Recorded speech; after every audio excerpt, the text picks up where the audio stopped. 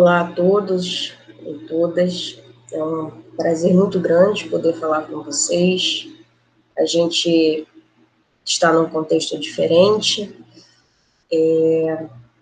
mas as atividades do nosso projeto de extensão estão seguindo. Vocês têm acompanhado pelo Google Classroom algumas atividades que nós colocamos lá, e hoje eu vou dar início a mais uma parte das atividades que estão programadas para esse primeiro bloco do nosso projeto de extensão, que se intitula Gramática Gerativa na Educação Básica, divulgando os saberes da universidade. Para quem não me conhece, eu me chamo Elaine Mello, sou professora da Universidade Federal Fluminense, e estou junto com as professoras Isabela Pederneira e Silvia Cavalcante, atuando nesse projeto de extensão, tá?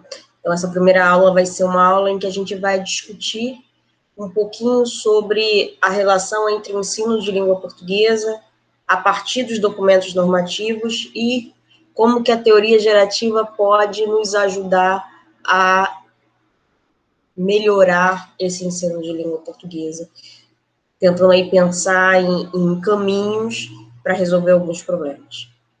Eu espero que vocês gostem.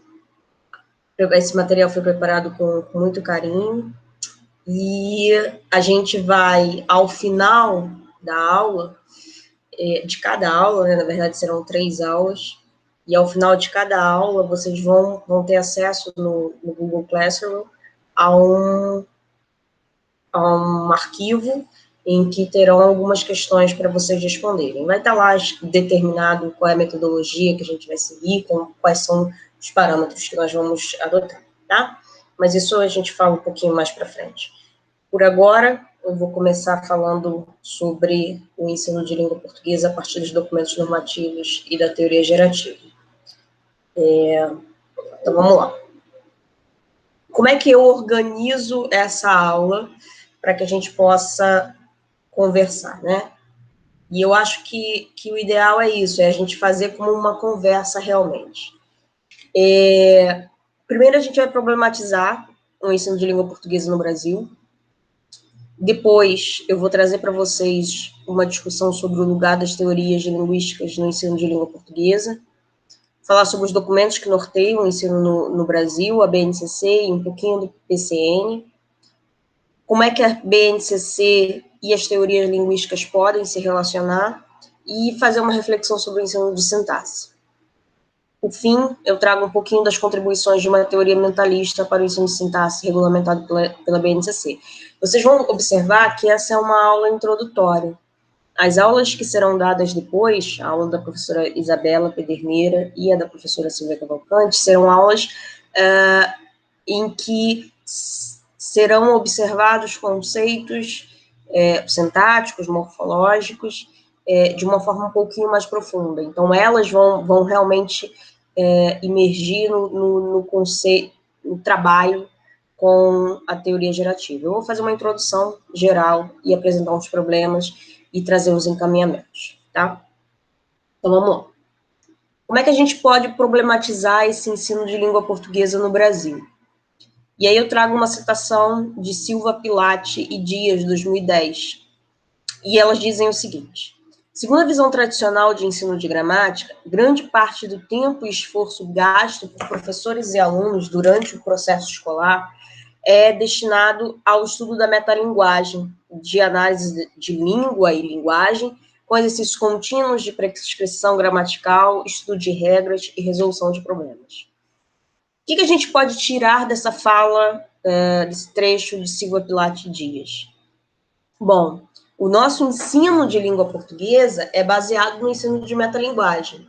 Eu acho que todo mundo aqui, quando passou pela educação básica, se deparou com aqueles exercícios de identificação de sujeito, de identificação de objeto, classificação de tipo de substantivo, classificação de tipo de adjetivo, e assim sucessivamente. Mas esse ensino de metalinguagem pouco contribuiu para o nosso conhecimento. Tanto é assim que a gente muitas vezes encontra alunos que chegam ao final do processo de formação da educação básica sem ter desenvolvido de fato aquele conhecimento sobre a metalinguagem, ao qual ele foi exposto durante todo o período de formação, ou praticamente todo o período de formação, tá? As aulas de língua portuguesa apresentam um caminho de prescrição gramatical. Isso está calcado lá naquele modelo de que o ensino de língua portuguesa tem que estar pautado numa norma padrão. Então, se prescreve uma gramática, mas sem dizer para o aluno o que é essa gramática, sem dizer para ele o que é uma norma padrão e o que é, de fato, a norma padrão que é aplicada no Brasil. E aí, se tem prescrição gramatical, ensinam-se regras gramaticais. E aí, e o que acontece é que muitas vezes essas regras gramaticais e essa prescrição gramatical não são explicadas para o aluno de uma forma coerente, e ele ou decora e esquece, decora simplesmente para fazer avaliações, ou ele segue no processo sem entender para que servem aquelas regras. E a gente começa a ouvir frases do tipo, eu não sei português. Todo mundo aqui já deve ter passado por essa experiência de ouvir alguém dizer, eu não sei português. Muitas vezes nós mesmos, antes de entrarmos na universidade, tínhamos essa acepção de que não sabíamos português, porque nós éramos expostos a uma norma gramatical que não era nossa e que faziam com que a gente entendesse que deveria ser a nossa. E aí, dever mesmo, né? Dever de obrigação. E aí, como é que são essas atividades? Atividades que corrigem erros da norma padrão, os exercícios que são aplicados são exercícios que corrigem erros da norma padrão e são exercícios que testam a metalinguagem. Então, o ensino de gramática, em muitos casos, ainda é pautado em metalinguagem, prescrição, metalinguagem, prescrição. Não tem desenvolvimento de raciocínio por parte do aluno. E o professor também não tem a sua prática pedagógica pautada em uma metodologia que dê a ele caminhos para sair desse problema. A gente vai ver daqui a pouco que existem estudos, existem dados que mostram que há uma grande defasagem no ensino de língua portuguesa no Brasil. E essa grande defasagem mostra ou evidencia que essa metodologia de ensino, o que se fala de prescrição gramatical e de metalinguagem, não está dando resultado. Ou, pelo menos, não está dando o resultado esperado. Vamos seguir. Continuando problematizando o ensino de língua portuguesa no Brasil, o que a gente encontra? Geralmente, os conteúdos linguísticos são apresentados em blocos estanques. Prestem atenção nessa informação. Lembrem vocês de como eram as aulas de vocês na educação básica. Apresentavam um conteúdo lá sobre substantivo, e aí você passava um bimestre inteiro estudando substantivo.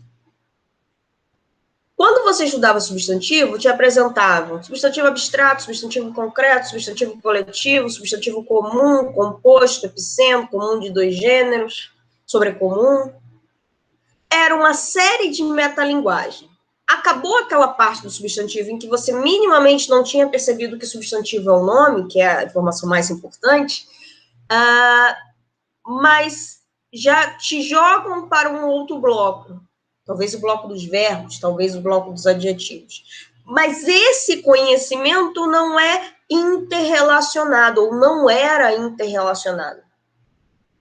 E se não tem interrelação, o seu conhecimento fica organizado na sua mente, no seu cérebro, como blocos. É como se os conceitos que te foram apresentados não pudessem ser coadunados, não pudessem estar juntos. e que deveriam ser apresentados de uma forma conjunta. Então, vamos continuar. Então, geralmente os conteúdos linguísticos são apresentados em blocos estanques, cuja divisão compartimentaliza a língua como algo descontínuo e desconexo. É exatamente isso que eu estava comentando. A gente enfrenta uma série de problemas no ensino de língua materna, língua portuguesa, e aí eu tomo cuidado para falar de língua materna, porque no português, no Brasil, não é só o português que é língua materna. Então, eu vou focar aqui em língua portuguesa. A gente tem um grande problema ao ensinar a língua portuguesa, justamente por essa metodologia que é descontínua, é desconexa. O aluno não sabe, por exemplo, o que é um sintagma. E ele não sabe o que um substantivo, que é esse termo aí que ele classifica, um substantivo comum, um abstrato, concreto, 300 classificações distintas que para ele não fazem sentido e que muitas vezes no papel também não se comportam adequadamente. E o professor fica ali tentando dar informações fechadas, como se aquilo fosse a única possibilidade, tá? Então, são problemas que a gente está levantando. Além disso, o ensino de gramática aparece desligado de qualquer utilização prática, tendo seu objetivo final centrado em si mesmo, e os mesmos tópicos gramaticais são repetidos ano após ano, durante os 12 anos que constituem a trajetória oficial de ensino. E aí, o que a gente retira dessa fala de Silva Pilate Dias? Bom, nós temos o problema do bloco de conteúdo. Nós temos o problema de que a língua não é ensinada como uma propriedade humana. Pensem no que é o ensino de biologia, por exemplo. O ensino de biologia, ele está quando colocado em prática, o professor de ciências ou biologia está ali e ele vai dizer, olha, isso aqui é uma propriedade humana, isso aqui é uma propriedade da natureza, isso aqui é uma propriedade do universo, seja lá qual for o tema que ele está dando na aula dele. A língua, apesar de ser uma propriedade humana, não é tratada na educação básica como uma propriedade humana. As aulas de língua portuguesa são aulas que são permeadas por regras, e regras que não são naturais. Muitas vezes, essas regras são impostas pela sociedade. Norma padrão é isso, é uma norma idealizada. Alguém criou uma determinada regra e impôs essa regra. Na história do português, do que é o Brasil, a gente sabe que lá no século XIX, os românticos, os realistas, trouxeram para o Brasil uma norma padrão lá de Portugal. Acharam que era linda, bonita, maravilhosa a norma padrão portuguesa e impuseram essa norma aqui no Brasil. E até hoje a gente enfrenta problemas com esse ensino de uma norma padrão que não é a nossa. A norma padrão já é idealizada, mas ela é idealizada no modelo português. Para a gente, que é brasileiro, para as nossas crianças, é extremamente difícil abstrair esses conceitos que estão sendo apresentados. Então, o máximo de utilização prática é a ancoragem do dado linguístico em um gênero textual. E aí, a gente vai para um outro problema, para uma outra questão importante que precisa ser trabalhada. Precisa ser pensada. Desculpa, passou aqui. Como é que é esse ensino de gramática? Durante a história do processo de ensino, de expansão do ensino no Brasil, a gente tem alguns momentos, a história mostra alguns momentos diferentes, né? O primeiro desses momentos é um momento em que a educação é pautada num modelo de decoreba de regras. Era aquele momento em que tínhamos ensino de latim, em que tínhamos uma sociedade elitizada, e somente essa sociedade elitizada ia para a escola. Então, ensinar a norma padrão era um caminho teoricamente mais fácil, porque essa criança que estava no banco escolar era uma criança que tinha acesso a bens culturais. Bom, com a disseminação do processo de escolarização pelo Brasil, distintas variedades linguísticas passam a fazer parte do banco escolar. E aí, quando essas distintas variedades linguísticas passam a fazer parte do banco escolar, o ensino somente da norma padrão e da estabilização, da apresentação de regras, passa a ser um problema. Porque crianças que não tinham acesso a determinados bens culturais tinham muita dificuldade em ascender, em atingir aqueles conhecimentos que, de fato, não são da língua dela. O que acontece é que, com PCN, mais a publicação dos PCNs, mais ou menos ali na década de 90, meados da década de 90, passa-se a estimular o ensino dos gêneros textuais. E, ao se estimular o ensino dos gêneros textuais, ocorre um outro problema. A gramática é deixada de lado. Pensem só, eu tenho um momento na história em que no Brasil se ensina gramática, e somente gramática. O texto estava ali, mas era basicamente para você recortar palavras e identificar qual é a função, qual é a classe, qual é a regra gramatical que está sendo usada. Num outro dado momento, nós vamos para um outro polo oposto.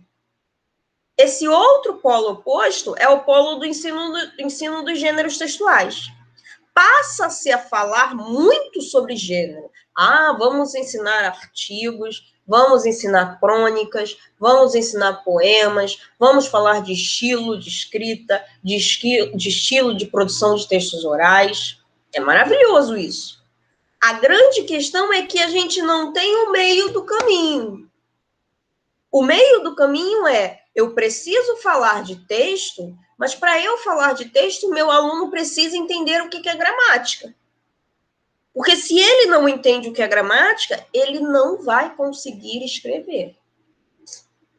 E ele não vai conseguir fazer uma boa interpretação de texto.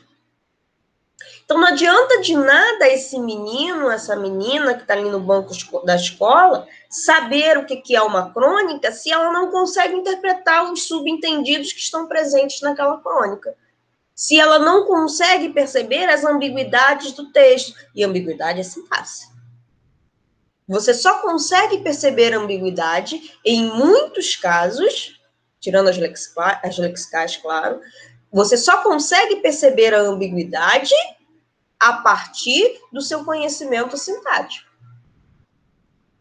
E uma aula de sintaxe é uma aula gramatical. Então, como que a aula gramatical passa a ser simplesmente retiro o dado do texto do gênero, pergunto qual é a função sintática dele e continuo lá falando sobre estrutura do gênero, qual é a estrutura, qual é a interpretação dada para determinada frase. Então, esses são problemas que a gente precisa pensar. Que ensino de gramática é esse que está sendo apresentado nas nossas escolas? É um ensino em que nós saímos de um polo extremo e estamos chegando num outro polo extremo. Nós não alcançamos ainda o meio do caminho.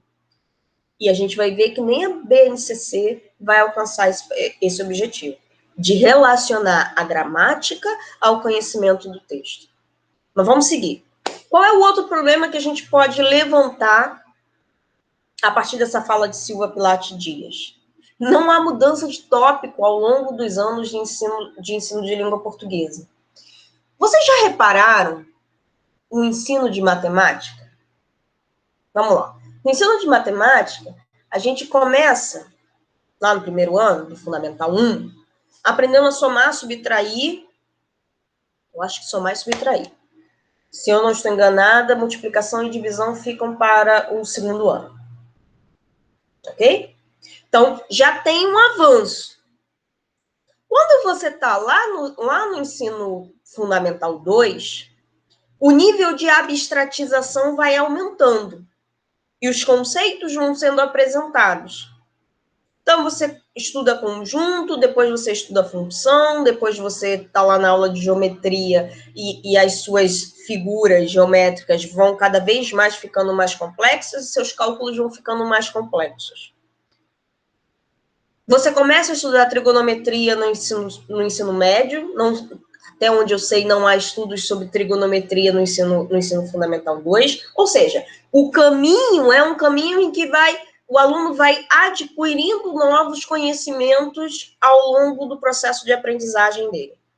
A mesma coisa acontece em ciências, a mesma coisa acontece em geografia, história, seja lá qual for. Pensem agora no ensino de língua portuguesa. O menino do primeiro ano está classificando o tipo de sujeito, ou tipo de substantivo. Do segundo ano, está classificando o tipo de substantivo, de adjetivo, está fazendo conjugação verbal. O menino do sexto ano está fazendo classificação de tipo de substantivo, tipo de adjetivo, conjugação verbal. Do primeiro ano do ensino médio, o aluno do primeiro ano do ensino médio também está classificando o tipo de substantivo, tipo de adjetivo, conjugação verbal. Vejam, não há uma mudança no tópico, não há um aprofundamento desse conhecimento. Nós vamos repetindo os mesmos assuntos ao longo de todos os 12 anos que esse aluno fica na educação básica. E qual é o problema disso? Ao final, os alunos continuam sem saber a metalinguagem. E sem saber as regras gramaticais. Não é? Se o objetivo do ensino de língua portuguesa é que o aluno saiba metalinguagem e saiba regras gramaticais, ele deveria, ao final dos 12 anos, saber minimamente organizar.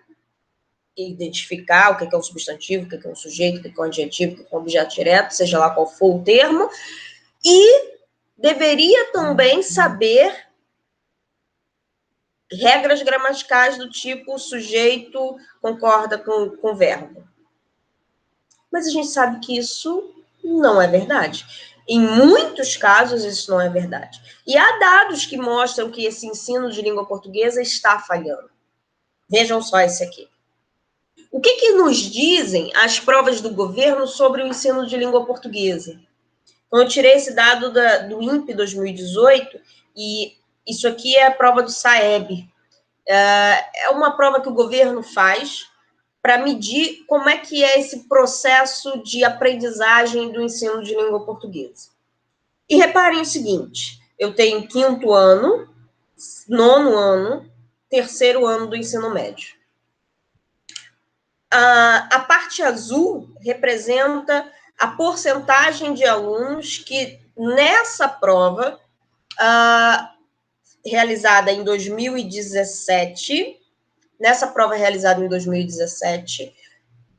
adquiriu ou alcançou um nível insuficiente dentro das questões que foram lhe apresentadas. O nível laranja representa os alunos que alcançaram um conhecimento básico, ou demonstraram um conhecimento básico. E o nível em cinza aqui representa a porcentagem de alunos que alcançaram um conhecimento adequado. Reparem o seguinte, e isso aqui é importante para a gente pensar, porque nós vamos trabalhar sempre com o aluno que vai para o ensino fundamental 2 e para o ensino médio. Então, a formação de vocês é uma formação que visa colocar vocês no mercado de trabalho para o ensino fundamental 2 e o ensino médio. E reparem o tamanho do problema que existe na educação básica brasileira. No 5º ano, 39,32% dos estudantes tiveram desempenho insuficiente.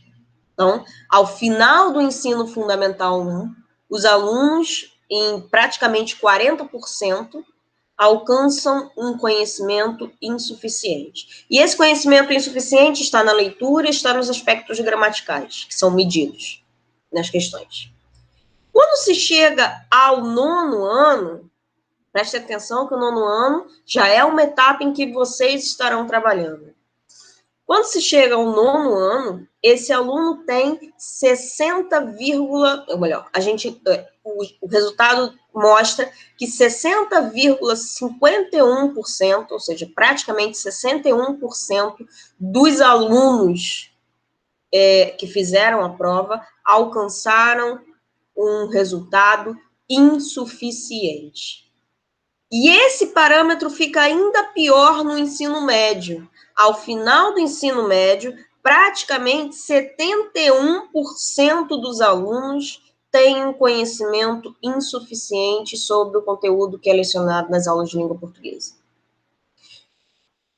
Mais do que isso, apenas 2,87% no final do ensino fundamental tem um conhecimento adequado.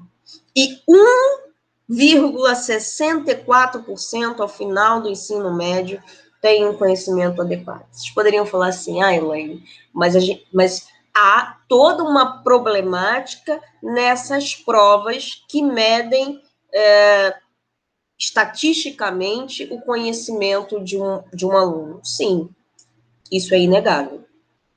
Mas essas provas revelam também que o ensino de língua portuguesa no Brasil está apresentando problemas. Nós não estamos conseguindo fazer com que os nossos alunos atinjam um conhecimento adequado. Nós não estamos falando nem de conhecimentos maravilhosos, é um conhecimento adequado. A pergunta que nós temos que nos fazer é: por que isso está acontecendo? Qual é a falha? Há uma falha. E essa falha provavelmente passa pela forma como nós estamos lidando com o ensino, com o método que está sendo aplicado. E vejam, quando eu falo em método, e daqui a pouco isso vai ficar mais claro, eu não estou falando em preciso me fantasiar na sala, preciso dar cambalhotas na sala, preciso cantar na sala para que o meu aluno entenda. Isso funciona. Mas para que eu seja uma boa professora, eu não preciso, este não é o único caminho para que eu me faça entender pelos alunos. Existem outros métodos, existem outras formas. Basta a gente descobrir que formas são essas. Então, o que nos dizem as provas do governo sobre o ensino de língua portuguesa? Que nós temos um desafio gigantesco. Guardadas todas as relutâncias que nós podemos fazer em relação a esse tipo de sistema de prova, nós podemos, com toda certeza, dizer que o desafio é muito grande para quem é professor de língua portuguesa. Vamos seguir. Como é que é essa história da evolução do ensino de língua portuguesa? Será que tem evolução? Será que os nossos índices estão melhorando ou não?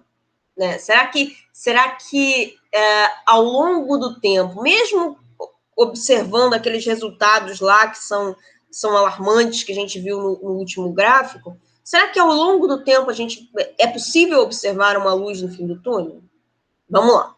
Então, eu vou apresentar aqui para vocês de novo mais um resultado do INPE, também relacionado à prova aplicada em 2017. Essa prova é aplicada de 2 em 2 anos. Então, a última aplicação foi ano passado. Só que ano passado o resultado ainda não foi publicado, por isso que eu estou trazendo para vocês os resultados até 2017. Então, o que nos dizem as provas do governo sobre o ensino de língua portuguesa? Reparem o seguinte, essa curva mostra como está o desenvolvimento do ensino de língua portuguesa, ok? Então, a curva em vermelho representa o 5º ano do ensino fundamental, o resultado apresentado pelos alunos que estavam no 5º ano do ensino fundamental, nesses anos aqui, ok? Em roxo, parece um roxo isso aqui, o 9º ano do ensino fundamental, e em azul, o ensino médio, o 3º ano do ensino médio. Então, estão sendo controladas sempre as últimas séries dos ciclos que os alunos fazem ao longo da formação. O que chama atenção aqui? Observem o seguinte, nós temos uma curva, o resultado apresenta uma curva, aqui, ó, que no 5º ano do ensino fundamental, entre 1997 e mais ou menos aqui 2003, há uma tendência a uma maior dificuldade dos alunos do 5º ano de fundamental a realizarem as suas provas, a realizarem as questões. Então, os resultados são mais baixos. Em contrapartida, a partir de 2003, há uma tendência à melhora desses resultados. Tem uma pequena queda aqui em 2013, mas, no geral, o comportamento é ascendente para essa curva. Então, vejam só, os resultados do 5º ano do ensino fundamental estão melhorando. Qual é o problema, gente? Onde é que está o problema da educação brasileira? Ou onde é que está o problema do ensino de língua portuguesa? A curva no ensino fundamental 1 já está subindo.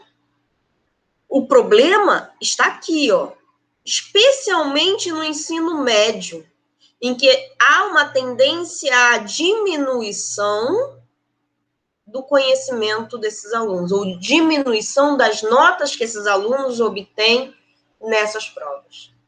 De novo, podemos questionar, o aluno do ensino médio já tem uma reflexão crítica muito maior, e a gente sabe que ele não dá muita atenção a essa prova e coloca qualquer coisa ali. É possível que isso esteja acontecendo? É, mas eu duvido muito que esse seja um retrato geral, que essa seja a causa geral desse resultado, desse processo de queda. E parece chamar muita atenção que esse resultado aqui pode levar a gente a interpretar que há uma tendência de que o conhecimento ou o desenvolvimento do aluno até o 5º ano do ensino fundamental é brecado quando esse aluno atinge o 6º ano do ensino fundamental e até o ensino médio. E observem um outro ponto que é importante. Ao chegar no ensino fundamental 2, a metodologia de ensino muda por completo. Estes alunos que antes tinham 1, 2, 3 professoras, 4 professoras no máximo, naquelas escolas em que, sei lá, tem uma professora para dar português e matemática, outra para dar geografia, ciências, história, professora de inglês, professora de educação física. Tem 4 professores, esse aluno chega no ensino fundamental 2 e se depara com 10 professores. Chega no ensino médio e, às vezes, se depara com 15 professores diferentes. A metodologia mudou. E a metodologia, ao mudar, não tem acompanhado o desenvolvimento desse aluno. Então, há uma quebra aí nessa rotina, e ou o aluno não está se adaptando, ou o processo de ensino não está correndo da melhor forma possível. Então, quais são as conclusões que a gente pode chegar? O aumento de número de alunos não implica em melhora do ensino de língua portuguesa. E aí eu retomo aquilo que eu falei lá no início sobre a história do ensino no Brasil. Na década de 70 para cá, há um aumento muito grande do número de alunos nos bancos escolares. Especialmente na década de 80, década de 90. Mas, ao mesmo tempo, nós ainda observamos 25%, 30% da população brasileira analfabeta ou analfabeta funcional. Isso está diretamente ligado com o nosso ensino de língua portuguesa. Então, é um problema. Historicamente, o PNLD, ou seja, o Programa Nacional de Livro Didático, distribui material didático, mas parece que também não está resolvendo o problema do ensino de língua portuguesa. Esses alunos que estão aqui no ensino fundamental, no ensino médio, nas escolas públicas, recebem livros didáticos. Mas só a apresentação de livro didático não está resolvendo o problema. Então, ó, ao aumento do número de alunos na escola. Ah, esses alunos não têm acesso ao material escolar, então eles têm maior dificuldade de aprender. Beleza, o governo cria o PNLD. Injeta material didático na sala de aula. Injeta dinheiro na sala de aula. Injetou? Mas esse material didático, dadas as condições de trabalho dos professores, não é utilizado adequadamente. Ele torna-se quase que um artifício para as suas aulas.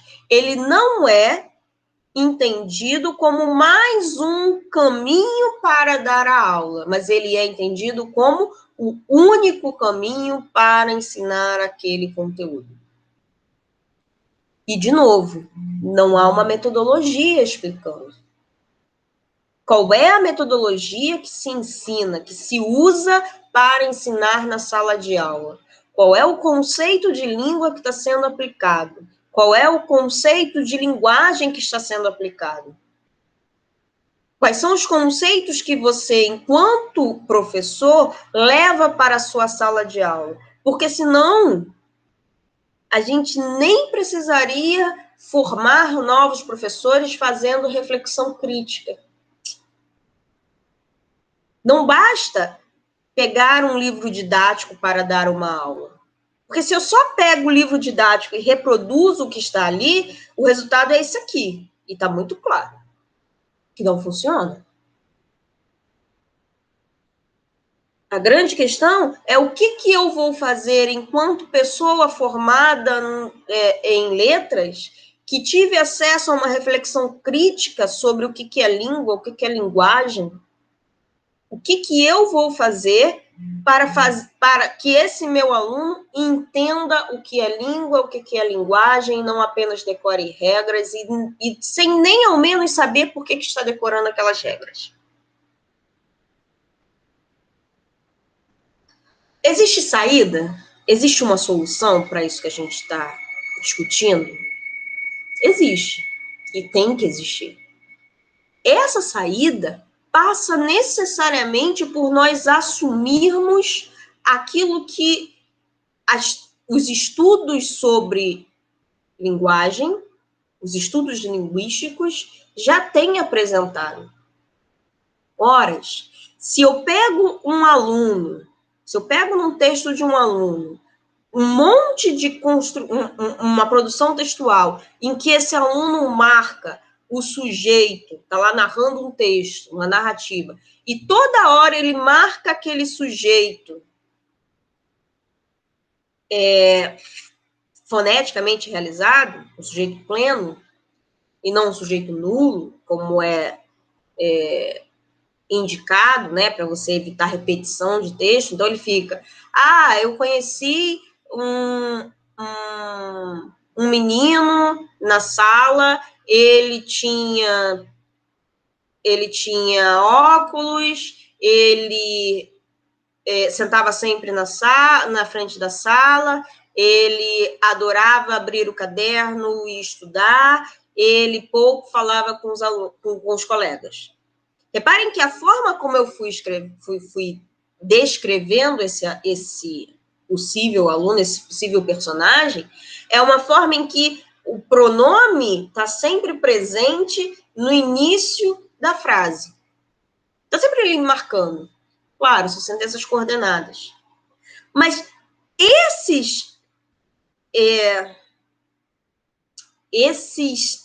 essa utilização de pronomes plenos é uma característica da língua dele.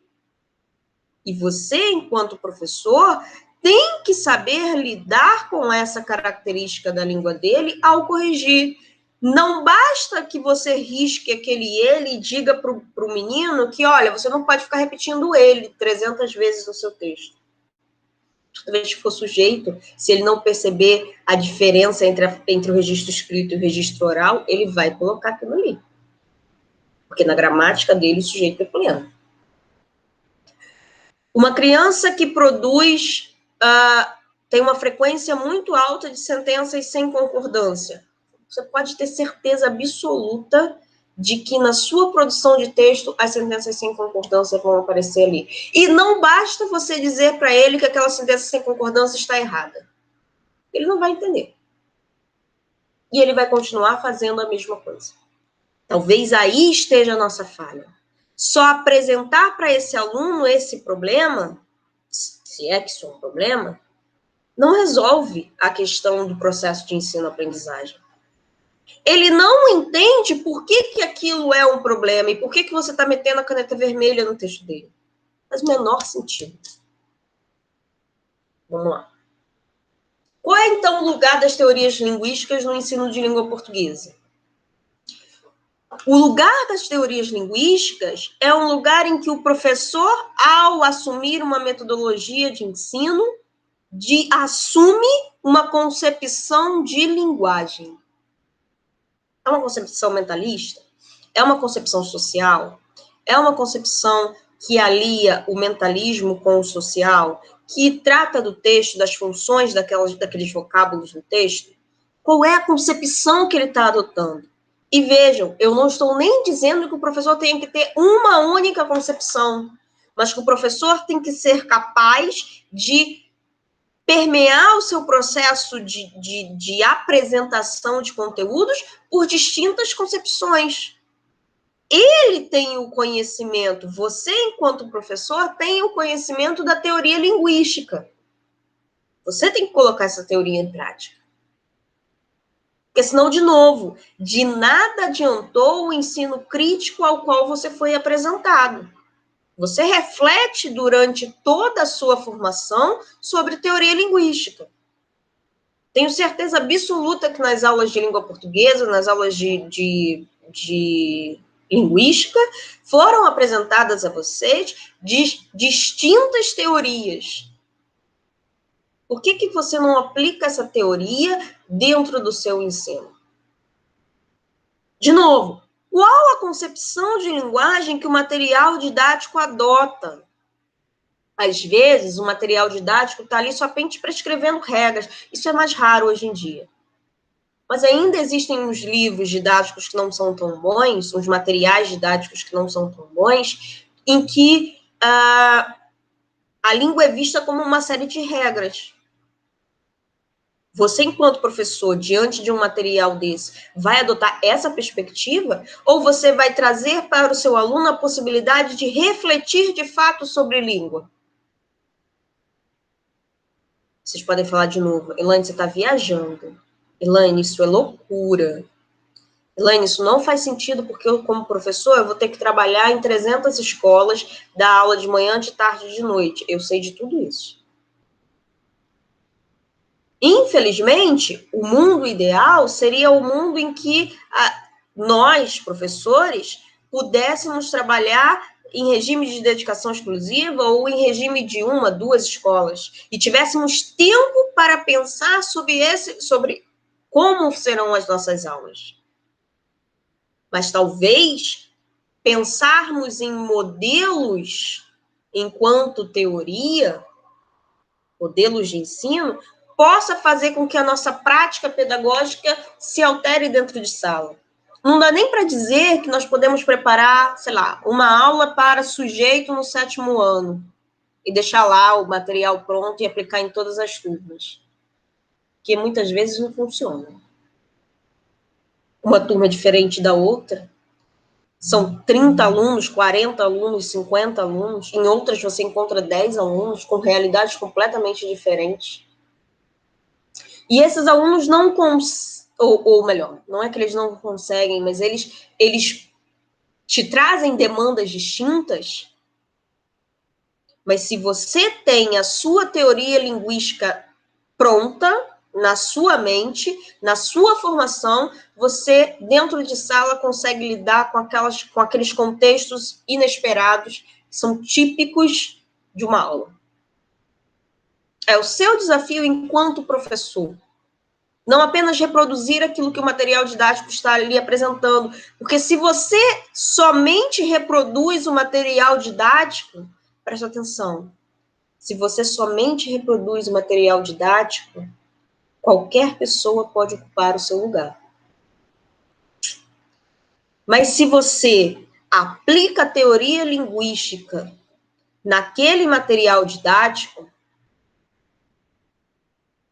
não é qualquer pessoa que pode ocupar aquele lugar. É só quem sabe teoria linguística.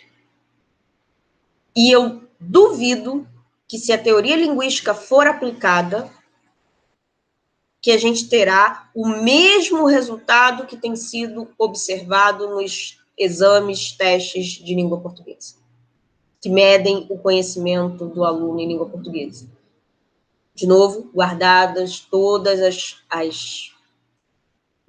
os problemas que a gente pode pensar sobre esses grandes exames nacionais. Depois, qual é a concepção de gramática? Fala-se sobre gramática descritiva? O material usa um conceito de gramática descritiva? Fala-se sobre gramática normativa? Fala-se sobre gramática internalizada? Dá para falar sobre gramática internalizada na escola? Na educação básica? Dá para dizer para o aluno que a língua tem vários feixes de traços e que existem relações paradigmáticas e sintagmáticas? E que existem relações de combinação, de movimento, operações de movimento? Dá para falar isso na sala de aula? Dá. Dá. Mas para você falar isso na sala de aula, você precisa ter acesso ao conhecimento da teoria linguística que você está tendo acesso. Se você não tiver, você só reproduz o material didático. Então, qual é a concepção de gramática que você, enquanto professor, vai adotar na sua sala de aula? E, de novo, a concepção de gramática não é única.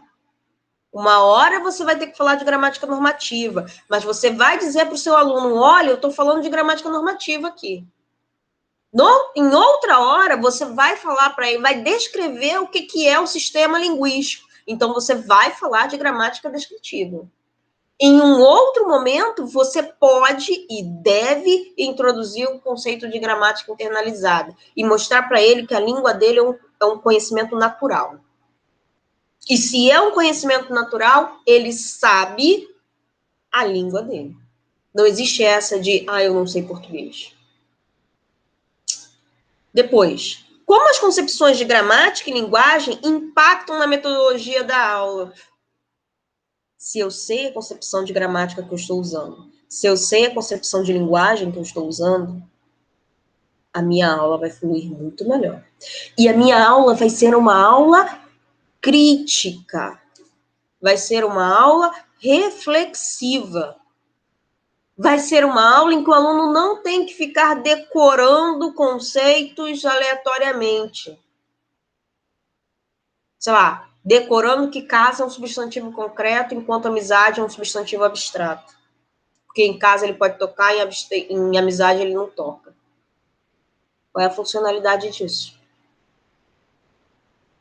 Se ele não sabe nem o que é substantivo, se ele nem aprendeu que substantivo é um nome, e que às vezes está lá na frase, a casa caiu, e você pergunta para ele qual é o substantivo, ele te diz que é caiu, mas ele sabe que casa é um substantivo abstrato, concreto, desculpa, ele sabe que casa é um substantivo concreto. Ele só se decorou, substantivo concreto, mas ele não entendeu aquele conceito. Ele não entendeu porque a metodologia, a concepção de gramática, de linguagem que foram apresentadas a ele não fizeram sentido. As concepções não fizeram sentido. O que dizem os documentos que norteiam o ensino no Brasil? O que diz o PCN e o que diz a BNCC? Então, a BNCC é um documento mais novo. O PCN é lá da década de 90, meados da década de 90, e ele é publicado em 1998, 97, naquela faixa ali. Então, qual é o objetivo do ensino de língua portuguesa, segundo o PCN? É que o aluno amplie o domínio ativo do discurso nas diversas situações comunicativas, sobretudo nas instâncias públicas de uso da linguagem, de modo a possibilitar sua inserção efetiva no mundo da escrita, ampliando suas possibilidades de participação social no exercício da cidadania. Bonito, né? Muito bonito. A fala, o texto é muito bonito. Mas como é que o aluno vai ampliar o domínio ativo do discurso nas diversas situações comunicativas, sobretudo nas instâncias públicas de uso da linguagem? Então, o PCN está dizendo assim, olha, o aluno tem que saber reconhecer qual é a língua dele na comunidade, qual é a língua dele nas instâncias públicas, ou a língua que ele deveria usar nas instâncias públicas. Como é que ele vai reconhecer isso? Se ele não reflete criticamente. Ele vai reconhecer dizendo assim, olha, a minha língua está errada. Essa outra língua aqui que a escola está me ensinando é a correta. Ah, então eu posso ter preconceitos em relação a essa língua. E aí, os determinados fenômenos são mais visíveis, né, são mais perceptíveis, sofrem mais avaliação negativa. Bem segundo Lavarin-Reich Laboverzon, avaliação negativa. Num outro fenômeno, ele não é tão perceptível, então a avaliação não é tão negativa, aquele outro fenômeno entra, por exemplo, nessa norma que é considerada valorada, bem valorada. O que mais que o PCN diz para a gente? O PCN diz o seguinte, olha, a prática de ensino de língua portuguesa tem que ser pautada num tripé. E o tripé tem a ver com uso e reflexão. O uso é a prática de escuta e de leitura de textos, prática de produção de textos orais e escritos. E a ter reflexão, a prática da análise linguística. Onde é que entra a gramática aqui? Vocês poderiam dizer assim, Elaine, a gramática entra na prática da análise linguística. Entra. Mas a gramática também entra na prática de produção de textos orais e escritos. A gramática também entra na prática de escuta e de leitura de textos. Quero ver interpretar um texto sem saber qual é a ordem básica da língua. Quero ver falar sobre estilo, linguística estilística, sem saber qual é a ordem básica das frases no português. Duvido que consiga. Não consegue. E você só vai saber isso se você tiver uma prática de análise linguística. Uma prática reflexiva de análise linguística. Duvido que você consiga ensinar um aluno a colocar uma vírgula sem você ensinar para ele o que é um sujeito, um predicado. Porque simplesmente dizer que, respirou, você coloca vírgula, tá errado. A vírgula marca pausa. Mas não é qualquer pausa. Não é respirei, estou dando aula. E aí, em cada uma dessas vezes que eu pausei a minha fala, eu coloquei uma vírgula. Não faz sentido. Aliás, nessa frase que eu disse, nem vírgula eu teria. O que a BNCC diz pra gente? A BNCC diz assim, a área da linguagem, antes de tudo, a BNCC, ela não vai tratar de língua portuguesa especificamente. Ela até vai falar da língua portuguesa, mas antes ela vai segregar os conhecimentos aos quais os alunos têm que ser apresentados em áreas. E a nós compete a área da linguagem. Então, a área da linguagem visa assegurar uma formação que possibilite ao ou à estudante interagir com práticas de linguagem, reconhecer as condições de produção das práticas de linguagem, refletir sobre os usos da linguagem e efeitos de sentido, compreender a diversidade de manifestações linguísticas, interagir com o outro, reconhecer a dimensão poética e estética. Cadê a gramática? Tem outros lá, tá, gente? Nos documentos. Tem outros objetivos que eu não trouxe, mas estão lá na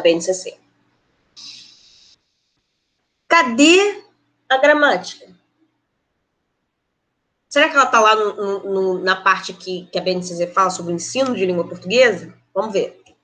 O ensino de língua portuguesa busca que o aluno planeje, realize intervenções orais em situações públicas, utilizando diferentes gêneros.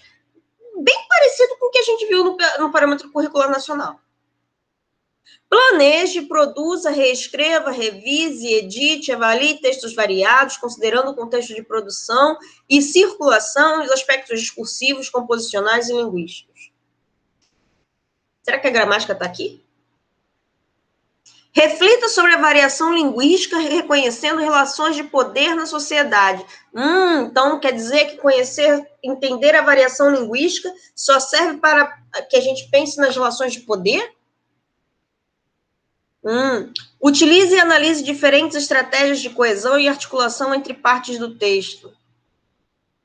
Então basta decorar quais são os conectivos. É isso? Não. Da forma como é apresentado, como são apresentadas as informações sobre o ensino de língua portuguesa, ou são apresentados os objetivos sobre o ensino de língua portuguesa, parece que a gramática está fora. E a gente continua no mesmo problema de lá de trás, em que antes só se ensinava gramática e depois passou-se a se ensinar o gênero e ninguém chegou no meio do caminho. Só que a gramática está aqui. Eu não tenho como planejar, produzir, reescrever, revisar um textos variados, se eu não tiver conhecimentos gramaticais. Eu não tenho como refletir sobre a variação linguística se eu não entender o que é uma relação de concordância, por exemplo. O que é um sujeito pleno, um sujeito nulo. Senão eu não entendo o que é uma variação linguística. Eu não entendo o fenômeno que se concretiza na minha língua. É claro que tem fenômenos que estão no nível da fonética, é claro que tem fenômenos que estão no nível lexical. E pensem o seguinte, quando se fala em variação linguística, 90% dos exercícios recorrem às tirinhas do Chico Bento. Por quê? Porque é um estereótipo. Porque se recobre o léxico, e o léxico é altamente visível, altamente perceptível. Mas dificilmente vai se retratar a variação linguística no nível da sintaxe, da morfologia, porque são menos perceptíveis. E aí, quando se fala em variação, se pensa assim, olha, existe a variação nós vai e nós vamos. Nós vai estar errado, nós vamos estar certo, nós vai só é aceito num contexto menos formal, nós vamos é aceito em qualquer contexto. É isso mesmo? Basta dizer isso para o aluno, ou o aluno pode refletir sobre as mudanças que estão acontecendo na língua dele, que fazem hoje ser possível nós vai e nós vamos. Existem outras línguas no mundo em que a marcação no verbo está sendo, o paradigma verbal está sendo um paradigma de uma única forma ou de duas formas? Engraçado. Engraçado que lá no inglês, eles dizem assim, olha, é facílimo aprender inglês porque as conjugações verbais são iguais. Todas as pessoas são iguais. Português é muito difícil. Então, esse conhecimento, esse tipo de comparação, esse tipo de reflexão, leva o aluno a entender que língua é viva. E que o estudo da língua dele, língua portuguesa, não é e não pode ser um estudo apenas de decoreba de regras ou de apresentação de metalinguagem. Senão a gente não faz ciência com o ensino de língua portuguesa. E a gente tem que fazer ciência com o ensino de língua portuguesa. Eu lembro do Perini, naquele livro Sofrendo a Gramática, que o Perini dizia, horas, por que o menino na aula de biologia aprende um monte de nomes estranhos lá, aprende o que é um angiosperma, um gimnosperma. E por que ele não pode aprender o que é um sujeito, o que é um objeto? Ele pode. Mas lá na aula, ele pode e ele deve, mas lá na aula de biologia, ele vai aprender o que é uma angiosperma, uma gimnosperma, mas ele vai ter acesso àquela visualização, à concretização. Se tiver um laboratório, então, olha que coisa linda. Na aula de língua portuguesa, o laboratório é vivo. A própria sala de aula é um laboratório. A possibilidade de mandar esse aluno pedir, solicitar que esse aluno faça uma gravação da sua família, conversando, e traga para a sala de aula para você discutir com ele aquilo ali, aquelas construções, tá aí, não precisa de muito recurso. Gravá-los na sala de aula, na conversa, na interação entre eles. Vão surgir risadas, vão surgir gente dizendo, olha, ele falou, nós vai, professora, olha como ele falou. Vão surgir, fatalmente. Mas você vai levar o seu aluno a refletir sobre língua. E com um pouco de sorte, você vai levar o seu aluno a fazer ciência com linguagem. Então, como é que a gente pode interagir essa BNCC com as teorias linguísticas? Tudo que a gente está falando aqui, a proposta de observar a variação, a proposta de observar regras de uso de vírgula a partir dos conhecimentos sintáticos, tudo isso é possível a partir das teorias. Se eu digo para o aluno, não existe vírgula entre sujeito e predicado, e esse aluno não sabe o que é sujeito e predicado, não faz sentido. Então, a BNCC esconde a gramática. Está escondida. Cabe a nós, enquanto professores, levantarmos essa gramática e mostrarmos que, olha, sem gramática não tem produção de texto. Sem gramática não tem leitura. Sem gramática não tem desenvolvimento de reflexão, que está lá previsto no PCN. Na BNCC também. Como é que a gente pode refletir sobre o ensino de sintaxe? Então, como ensinar sintaxe se os documentos que norteiam a educação brasileira não falam em metalinguagem? Eles falam. Está lá embaixo no implícito. Está lá embaixo no subentendido. E vejam, dentro da BNCC, quem lê a BNCC percebe nitidamente qual a área dos estudos da linguagem que é predominante naquele material. É a área do texto, é a área do discurso. Mas não tem como fazer texto de discurso sem sintaxe, sem gramática. Como ensinar progressão textual sem falar em sintaxe? Como? Como falar de aspectos coesivos sem falar em elos? Sem falar em relação de combinação de palavras, combinação de períodos, combinação de sintagmas? Como? Como explicar as relações de subordinação nos períodos sem falar em sintaxe? E aí, quando a gente fala em relação de subordinação, eu não estou fazendo menção somente aos períodos compostos. Uma relação de subordinação entre vocábulos, com a presença de uma preposição, com a presença de um adjetivo que modifica um nome, é uma relação de subordinação. Como explicar vírgula sem falar em sintaxe? Impossível. Como tratar de ambiguidade sem falar em sintaxe? A não ser que você esteja tratando de ambiguidade lexical. Mas aí, você também vai ter que ter conhecimentos sobre semântica. É uma teoria da linguagem. Como falar em variação linguística sem falar em sintaxe? Como falar em variação linguística só levantando os estereótipos da fonética, da fonologia, do léxico? Então eu falo de variação linguística, eu vou falar que tem mexerica, tangerina, bergamota. E o resto? Meu aluno não reconhece a grande possibilidade que ele tem para se comunicar. E ele não reconhece o que é língua. Então, ele passa 12 anos da vida dele estudando língua portuguesa, mas ele não sabe o que é língua. E aí ele não consegue entender aquilo que a gente ensina.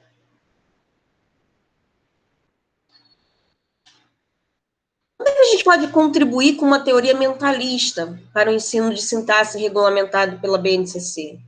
Eu diria que a primeira contribuição é a gente fazer o aluno entender que a língua é uma propriedade mental. É inato. Que, por exemplo, se acontecer um acidente, um acidente com qualquer pessoa, e esse acidente atingir uma determinada área do seu cérebro, área mesmo física, aqui, na sua caixa craniana, no seu cérebro, a comunicação dele vai estar afetada.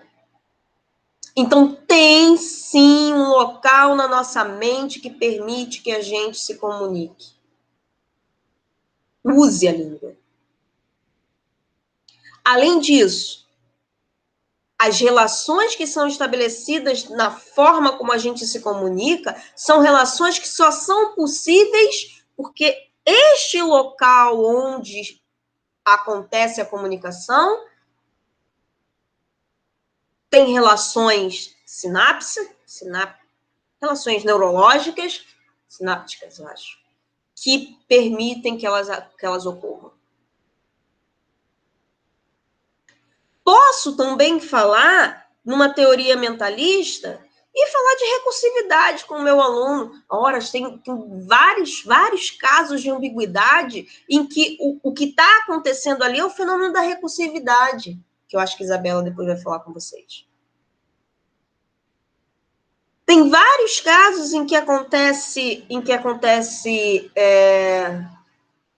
ausência de concordância verbal, em que a comparação com línguas como o inglês, como o francês, leva esse aluno a entender que essa variedade, essa gramática que está emergindo no Brasil, não está errada.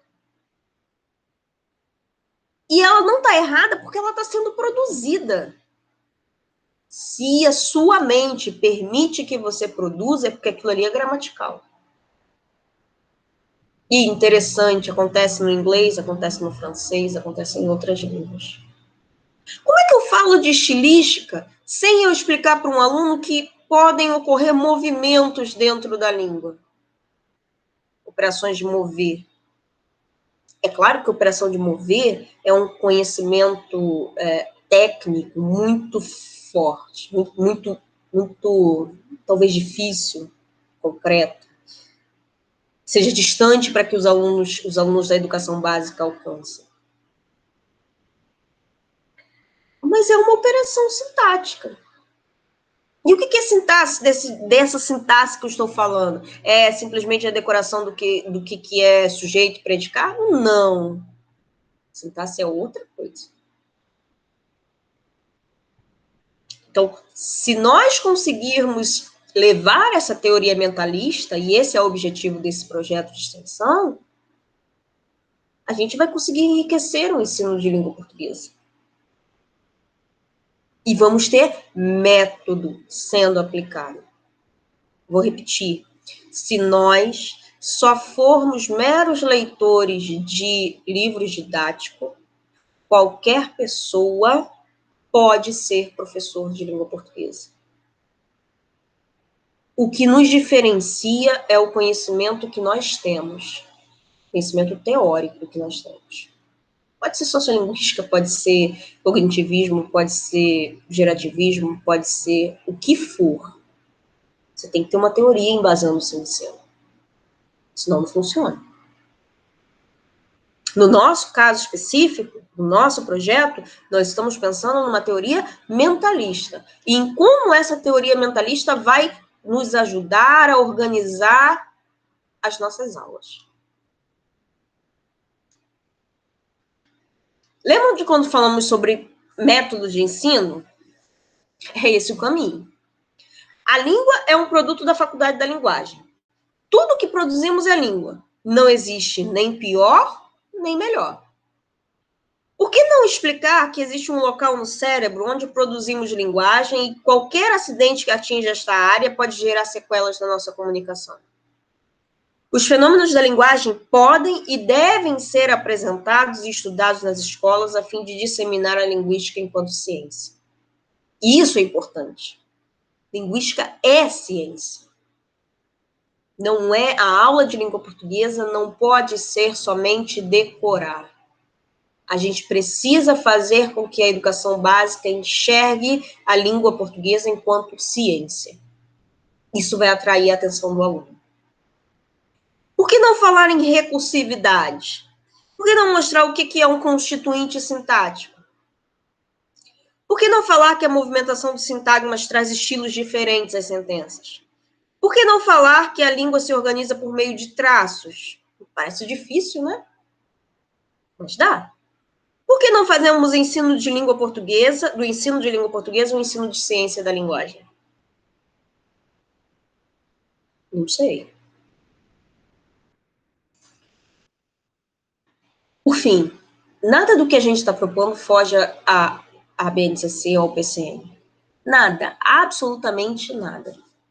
O que muda é que estamos propondo que as aulas sejam planejadas a partir de uma metodologia de ensino que toma um arcabouço teórico mentalista como fundamento para as práticas pedagógicas. Se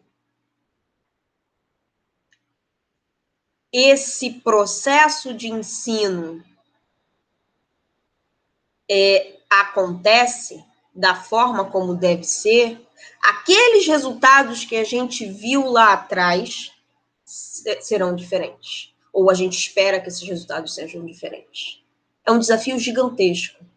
Mas é um desafio que só vai ser vencido se nós mudarmos a nossa forma de trabalhar com o ensino de língua portuguesa.